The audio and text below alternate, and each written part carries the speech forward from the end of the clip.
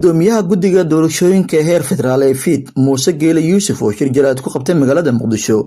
ayaa waxa uu sheegay in la hakiyay natiijada ilaa iyo 3 kursi kuwaasoo uu sheegay inaysan ansax ahayn habka loo maray kuraasta oo la diiday. natiijada ayaa kala ah hoob 103 hoob 154 iyo hoob ewer 86 kuwaasoo laga soo kala doortay deegaanada maamulada koonfur galbeed iyo hirshabeelle. waxaana uu sheegay in habraac sax ah loo marin balse kama uusan hadlin qeeldhaanta ka soo yeeraysa kuraasta kale ee yaala maamulada Jubbaland iyo Puntland. cabasho ayaa ka soo yeertay magaalada Kismaayo sida la sheegay in guddiga doorashooyinka Jubbaland ay shahaado musharaxnimo si cad ugu diideen kana hor istaageen inuu tartamo kursiga sumadiisa ay tahay hoob ewer 72 musharax xildhibaan Cabdi Cali Raage oo la taliyaha arrimaha doorashooyinka qaranka ee madaxweynaha muddo-xileedkiisa dhamaaday Maxamed Cabdullaahi Farmaajo kaasoo si weyn ay isku hayaan Axmed Maxamed Islaam Axmed Madoobe. dabiiqadii sanadkii hore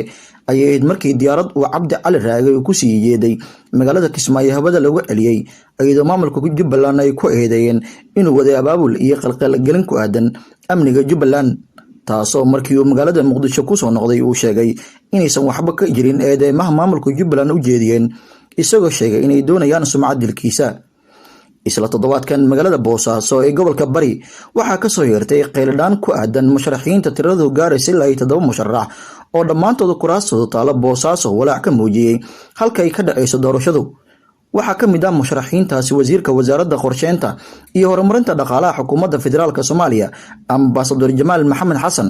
isagoo culays weyn kala kulmaya xukuumadda Dani oo ka soo horjeeda in Jamaal uu mar kale ku soo baxo kursiga u tartamaya ee sumadiisa ay tahay hoob 169 ee golaha shacabka ee baarlamaanka Soomaaliya deegaan doorashada ay tahay Puntland. kuraasta la hakiyay ayaa waxaa ka mid ah kursiga hoob ewer 86 waxaa hore ugu fadhiyay xildhibaan Faarax Sheekh Cabdulqaadir oo sida la ogyahay arrimo caafimaad ugu maqan dalka.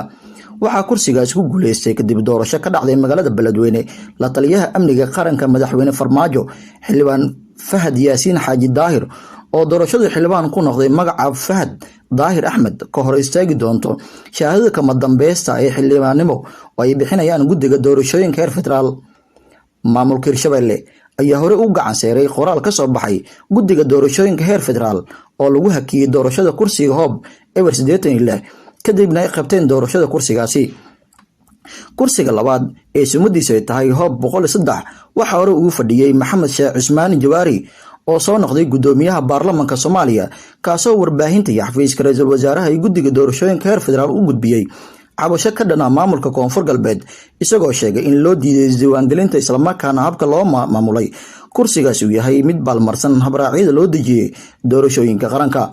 waxaa kursigaas ku soo baxay Maxamed Cali Xasan oo ka mid ah golaha wasiirada maamulka madaxweyne Cabdilcasiis Xasan Laftagareen, kaasoo guddiga markii labaad sheegay inay hakiyeen natiijadiisa isla markaana ay aqoonsaneen guddiga doorashooyinka maamulka koonfur galbeed ayaa hore u diiday in dib loo dhigo kursigaas oo cabashada ka keenay Jawaari ayuu ku andacooday inaysan amarka hakinta doorashada kursigaas uusan si rasmi ah u soo gaarin xafiiskooda balse ay ka arkeen baraha bulshada. kursiga saddexaad oo ay hakiyeen guddiga doorashooyinka heer federaal sumadiisa ay tahay hoob 154 waxaa hore ugu fadhisay Sareeda Maxamed Cabdalla. isla iyada ayaa mar kale ku guuleysatay doorasho ka dhacday magaalada Baydhabo ee xarunta gobolka Baay, inkastoo guddiga doorashooyinka heer federaal ay sheegeen in doorashada kursigaas aan loo marin habraacyada rasmiga ah. qaar ka mid ah kuraasta la hakiyay natiijadooda ayaa waxaa si adag loogu eedeynayaa inuu gadaal ka riixayo xafiiska ra'iisul wasaaraha isla markaana guddiga doorashooyinka heer federaal ku cadaadinaya inaan la fasaxin kuraastaasi.